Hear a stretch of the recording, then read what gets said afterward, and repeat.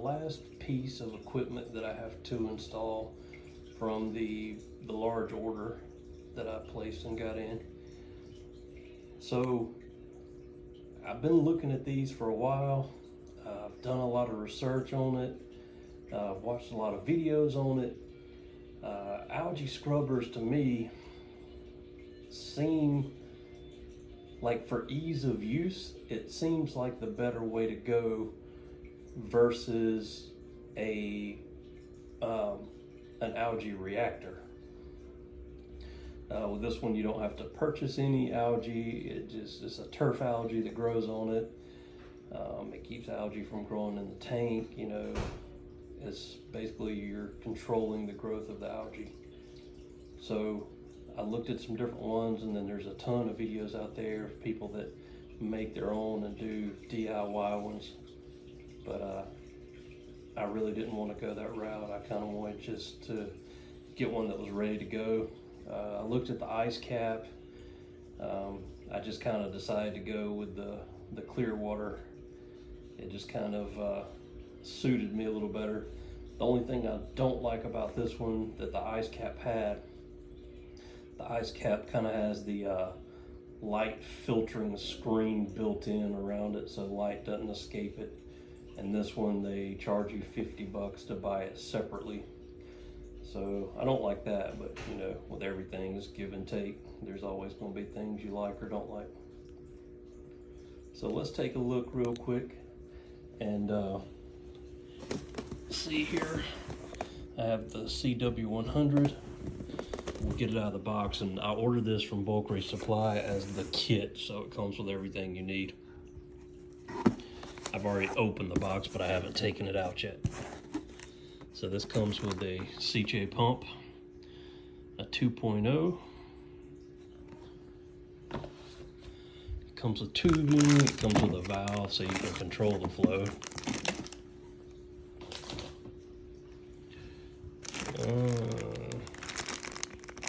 Got some clamps. And then, okay, this is the lid itself. Bulkheads are shipped backwards, turn around.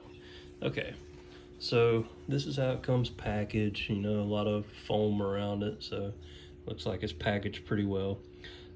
Let me get this out of here and then we'll continue shooting.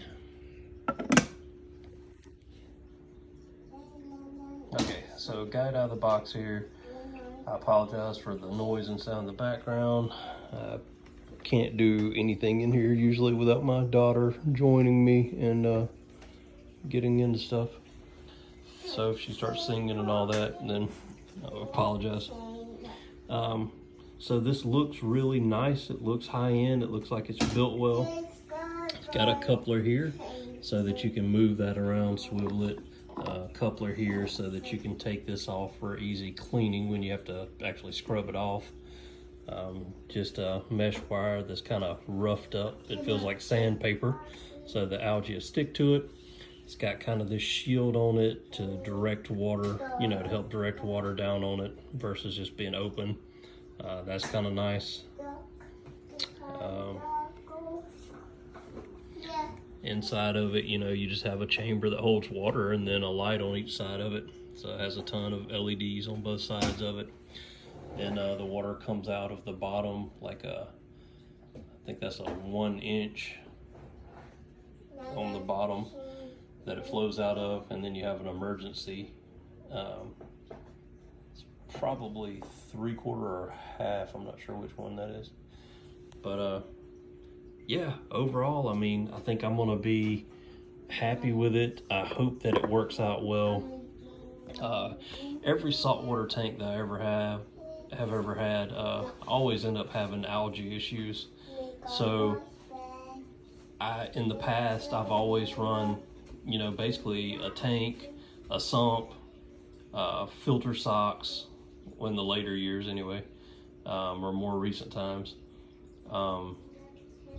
And then I've always run like a protein skimmer and usually carbon. But other than that, I've never put really any other equipment on there. I did do a UV light at one point in time, but I got like one of the, what is it, that Coral Life twist or whatever. I don't know that it really did anything. But anyway, back to the topic. I always end up with algae issues, and I'm hoping that adding this from the beginning, that I can kind of kick that before it starts. So we'll see in future updates. I'll let you know my thoughts and how this is doing, and I'll try to, remember to add into videos like when it actually starts growing algae and all that type thing. Like I mentioned before, this doesn't have the shield around it, so light can come out of this. You have to buy that piece separate, which Bulk Resupply is sold out of right now. Apparently these are pretty popular. They're actually sold out of this size as well. So I'm gonna work on getting this mounted in the tank, and I'll show you what it looks like when I get it in there, and we'll go from there. Okay, so I got my fittings in that I ordered, but I ordered the ClearWater algae turf scrubber from BRS, and I ordered it as a kit, as I had shown. And in the kit, it comes with the CJ Syncra 2.0 pump. Well, it says this pump, I think it stated that it could do over 600 gallons an hour, that type thing. So it seems like an awful big pump for the turf scrubber when you just want the water kind of trickling through. So I went to their website and looked, and it recommends a flow rate of 350 gallons per hour. Now in the kit, it does come with a ball valve to slow the flow down, but it just kind of seems like a waste to me, like really overkill, to have that many gallons per hour going through there and then, just tuning it back. So I went ahead and I ordered a 1.5, which does 358 gallons per hour. So that should be basically exactly what I need. And then I can put the ball valve on it and, downscale it some more if I need to. So I'm gonna try this out. And if it seems like it's not doing enough, I mean, maybe they've done a bunch of testing and maybe I really do need the 2.0. It's just kind of, a large pump that I'm at a point now, because since I downsized my sump, space is a premium. So it's a larger pump. And I was, just hoping I can get away with this one, which is smaller. And I'll show you the size comparison real quick. So here's the size comparison of the two pumps. I mean, it's pretty significant, I think. This 2.0 is super heavy. It sits up a lot taller. It's on these little pegs. And then this one is a lot lighter weight and just smaller in general, the 1.5. So, like I said, I'm gonna go with the 1.5 and try it out. The other thing is that it comes, I believe, I'm not sure if that's 1/2 inch or 3/8 hose, but the factory output that comes on here, it doesn't even fit. So they send you this adapter to make it work. Whereas this one, it directly fits. So then I looked it up, and it's kind of one of those things, it seems like in forums and things I found, it seems like the recommended flow for this one would be about a 1/2 inch hose, and then for this one is 3/4 hose. So this one's supposed to utilize a bigger hose anyway.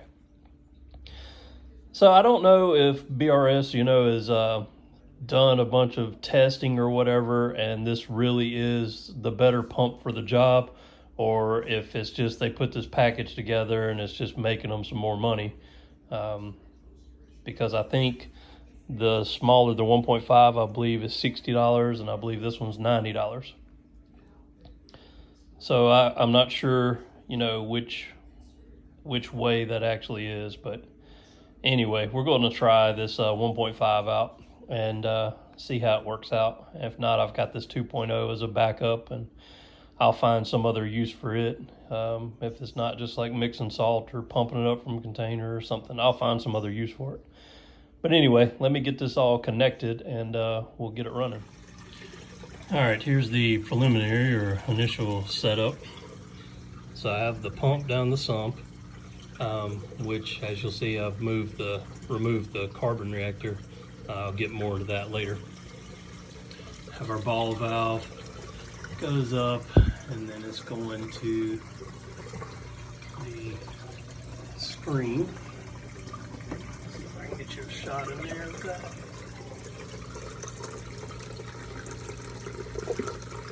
See, I think that's even like too much water flow. So I'm actually going to scale it back with the ball valve.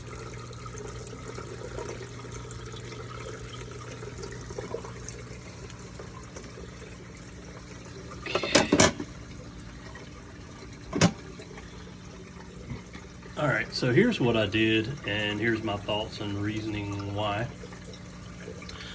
I built this little shelf out of acrylic that I ordered, and have it fastened to the back. I just got a 2x4 and put a couple screws in it to hold it in place, and then a couple screws through the plexiglass. So that kind of holds it, keeps it from moving and tipping forward.